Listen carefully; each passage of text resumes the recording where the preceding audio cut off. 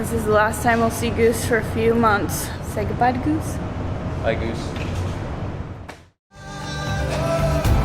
Let's leave everything and go traveling. See what tomorrow brings. It's only a choice away. Let's back up and leave today. Let's see what tomorrow brings.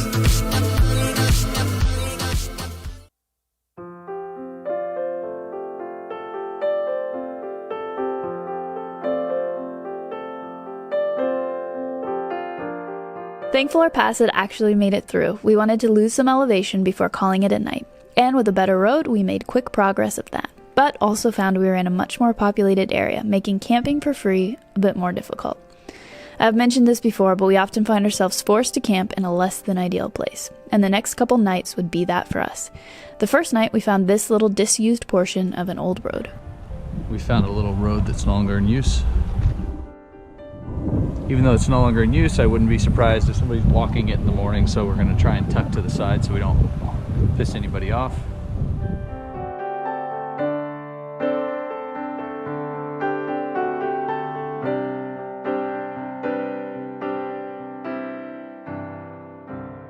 So I was just out trying to clean out the drain holes we have for the pop top, so when it's shut, any water that gets in through the hinge or any other little spot drains out. And so I'm like reaming them out, and I look over and there's a guy 10 feet from me, and we're on a disused road that has rock slides on it, no tire tracks, so didn't expect to see somebody. So boom, guy's right there. And then I look up on the hill, and the two dogs that were visiting us earlier are there, and another guy's up there, and I was like, oh. But you know, at this point, you don't get, my reaction in the U.S. would be fear, I think. Who the F are these guys?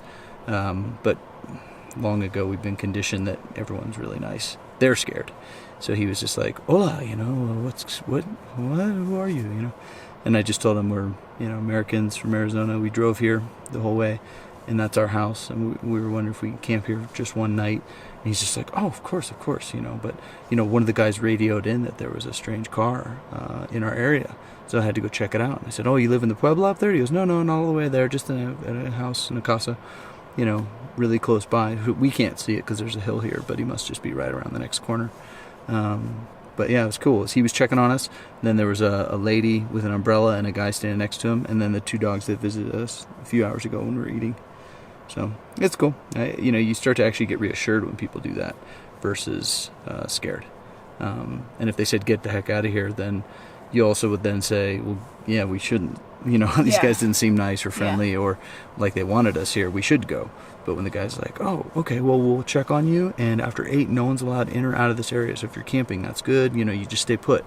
In most of the towns we've gone through, that whole stay put thing and not enter a town after a certain time sounds kind of scary to us, I think, as Americans. Yeah. But it's not. I mean, all these little towns we're going through in the mountains. Just a way to kind of control who's They have gates. there. Yeah, they have gates on the front and the back of the town. And it's just so after dark, we close the gates. We're in the city, and bad people can't come in or out. And so it's sort of an old school view, right? It's sort of like that, you know, that Native American ruin up on a cliffside, right? Where there's one little tiny hole in and out of it. It's for protection. And they kind of do the same thing now. So, yeah. So we made dinner, hung out with some really cute dogs, and then I think we're just gonna, it's raining, so we're gonna watch a movie maybe and go to bed. And then head towards Lima tomorrow. So good night. Good night.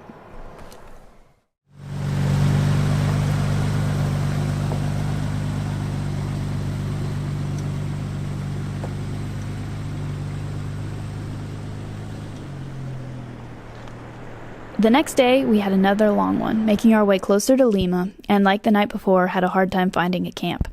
But we found this abandoned gravel pit just as we were running out of light.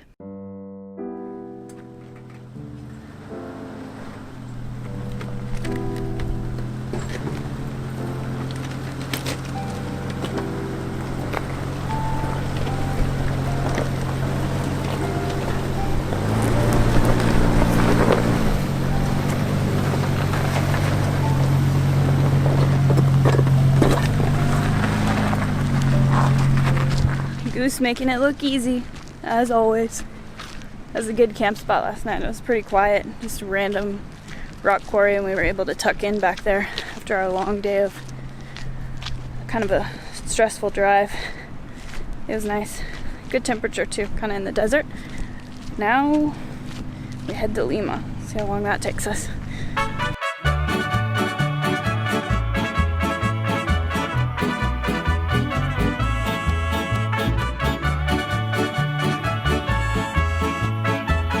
All right. So yeah, we came down from the mountains. We're in Peru, heading to Lima, and it's like you entered another country. As soon as you hit these really poor desert towns, it's hot.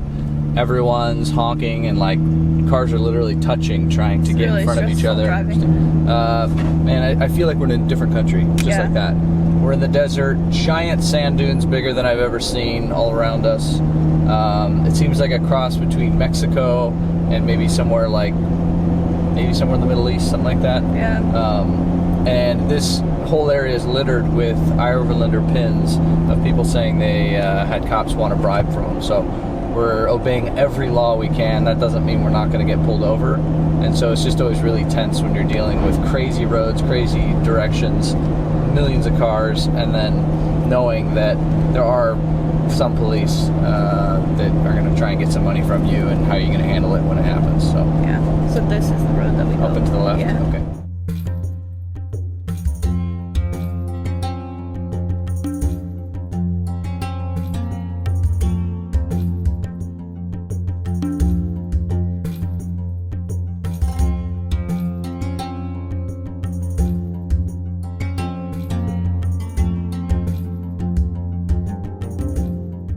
Driving into Lima had an eerie Mad Max sort of feel. I have to admit I was a little creeped out, and it was one of those places I started to think, I sure hope we don't break down right here. It had such a stark landscape, and out of the nothingness sprung a city full of people. It was dirty and sparse and had a desperation to it. The traffic was worse than anywhere we had been thus far, with seemingly no rules or regard for safety. It was a rude awakening from the beautiful, remote, serene mountains we had been in for the last month.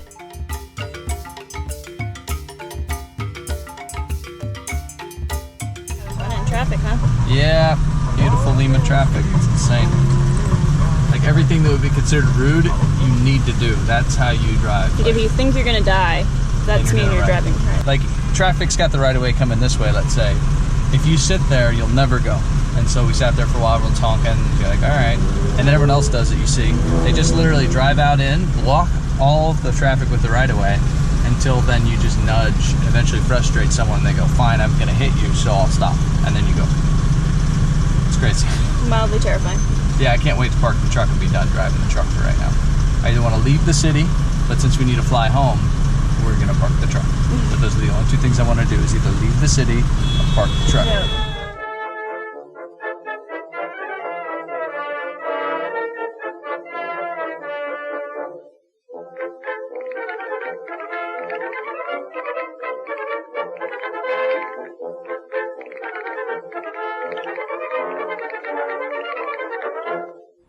Eventually, we made it into the better areas of Lima, where we had an Airbnb and hoped we could find a parking spot for Goose. We enjoyed a nice shower and some food we hadn't cooked ourselves. We walked around the city, checking out coffee shops, restaurants, the beach, and guess what? Jake and Jordan also happened to be around, so we enjoyed some picnics in the afternoon and hanging out with them. It was great.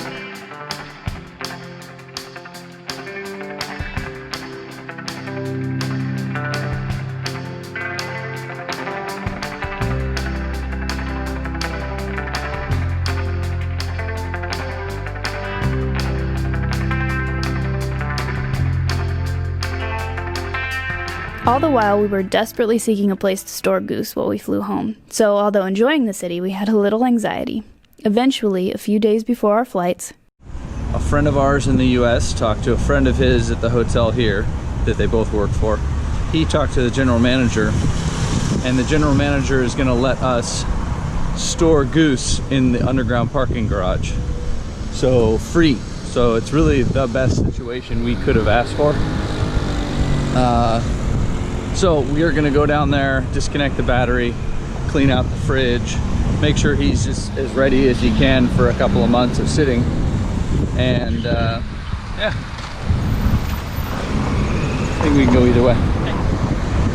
Yeah, so We just want to make sure we get everything right, and we want to make sure we don't forget anything to bring back to the US that we'll need. Or that we don't want. Or that we don't want, yeah. So like we're gonna get rid of our swim fins and snorkeling stuff because the water's pretty ice cold from here on out. So why have giant long fins sitting in the middle of the truck? We have to move them every night when we go to sit in the back, excuse me. So we wanna make sure we get all that out of there. We have 4 giant ratchet straps that we got from shipping our truck. It's part of what you pay for. You have to buy brand new ones every shipment. So we're gonna take 3 of those home, leave one in the truck. Can work, I guess, as a slack line or whatever. In an emergency, I'd use it as a tow strap if I had to. But yeah. So we've got 6 kilometers to go, and we're wearing sandals. So clearly we're not taking it that seriously.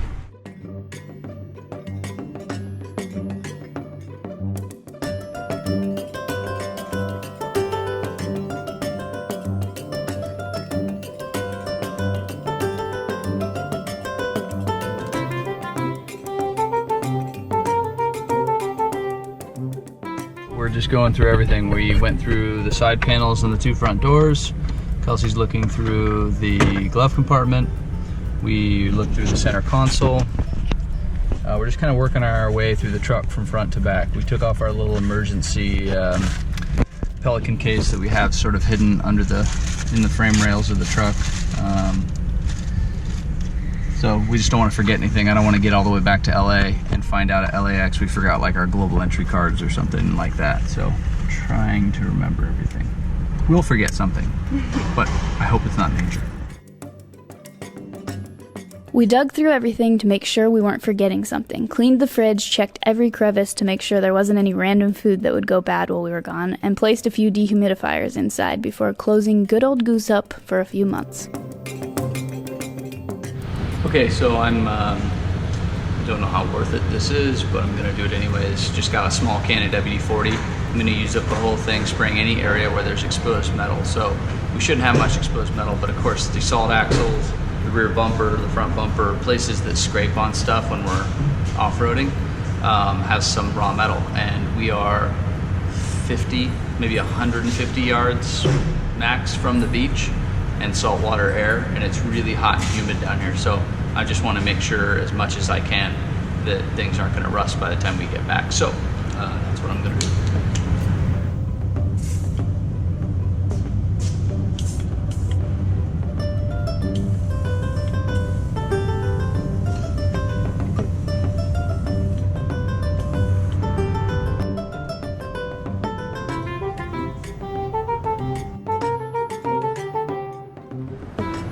Alright, this is the last time we'll see Goose for a few months. He's all safe and sound. He has some dehumidifiers and some scent things inside of him, so hopefully it won't be too bad when we get back. But Still feels weird. yeah, he's But- gonna be. He'll have some car friends in the car parking area. But Yes. yep, yeah. Say goodbye to Goose. Hi, Goose. He's still dirty on the outside. Good morning. Good morning. We're in Lima. We've been in Lima for, I don't know, like 4 or 5 days now? Yep. I guess it's maybe the 5th day. Yeah. It feels like a long time. But we got Goose stored yesterday, and we were invited to a coffee shop this morning. So we're going to Yeah. go check that out for coffee this morning. Land Cruiser guy. Yeah. It was pretty cool. It's called Coffee Road, or The Coffee Road. Oh, I'm in it again. You're walking too fast. Sorry. The Coffee Road. It was neat. I saw on the door, he sent us a photo of what the place looked like, and there was a sticker from Overland the Americas. So we've talked to them a bunch about their trip and asking questions. So it was neat to see that. Now we're on a really busy street, so it's probably not a great Clearly. place to talk. Yes. All right, we'll catch up in a little bit.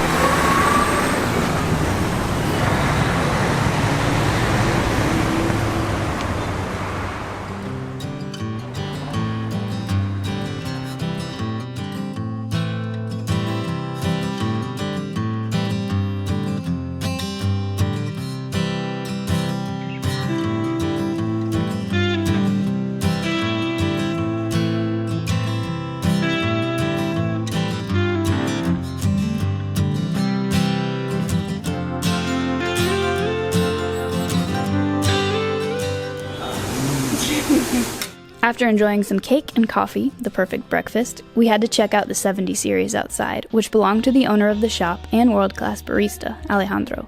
He was part of the local Land Cruiser Club and had reached out to us on Instagram to invite us over for some coffee. What year is it? 2013. 13, okay. I love the color. But with the canopy, it looks terrible, so I have to paint it. Oh, it's beautiful. And this is a Toyota color too, right? Yeah, Yeah, it's yeah. original Toyota. Like Ronnie Dahl's. Yeah. This is his fault. Yeah, yeah.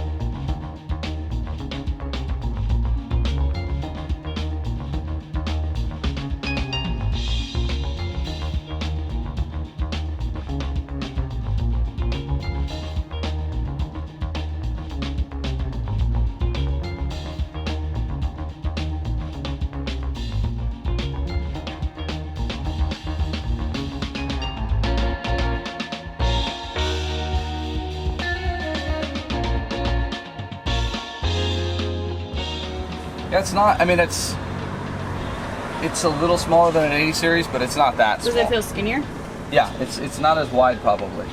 Yeah. But it's not a huge difference, because remember we have that giant center console? Yeah. So if you think about the center console, you'd feel cramped. But if you leave it like this, and then just maybe have like an under-seat Tuffy box, you know? Because we have a big locking center console, and it heats up a lot. I miss that. Yeah, it's nice, right? Because you have nowhere to put your arm, huh? Yeah.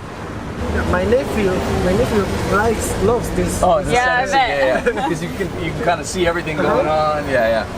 As kids, both of us were just the other day talking about how a lot of old American cars, the centerpiece goes like this, and it's for your arm. But as a little kid, you'd sit right there. Like a high chair, yeah. Yeah. So simple though. I mean, look at, there's nothing. It's just AC. Yeah, I love it. Oh wow, yeah. And so a local guy made all this. Oh, very cool.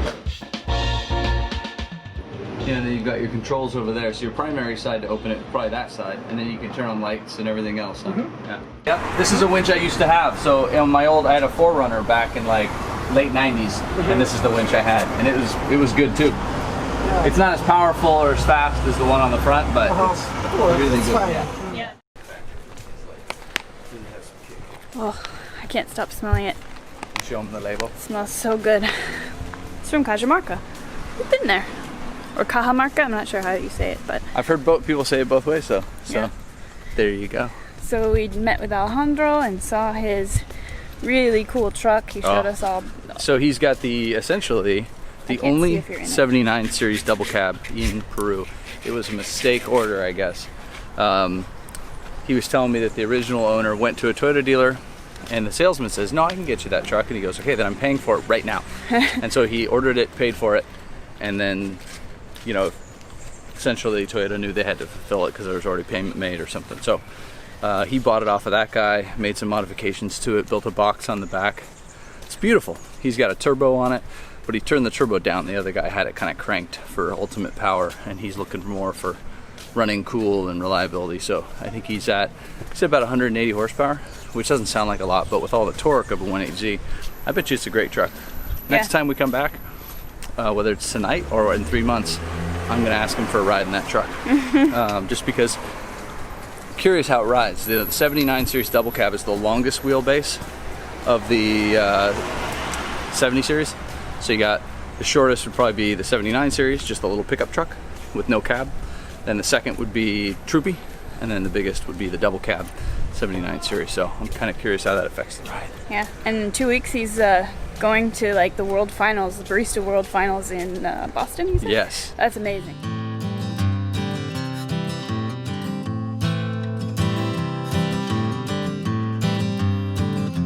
Thanks for watching. Join us next time as we just enjoy being tourists in Lima and discover a pretty special museum, all before we hop on a plane back to the US.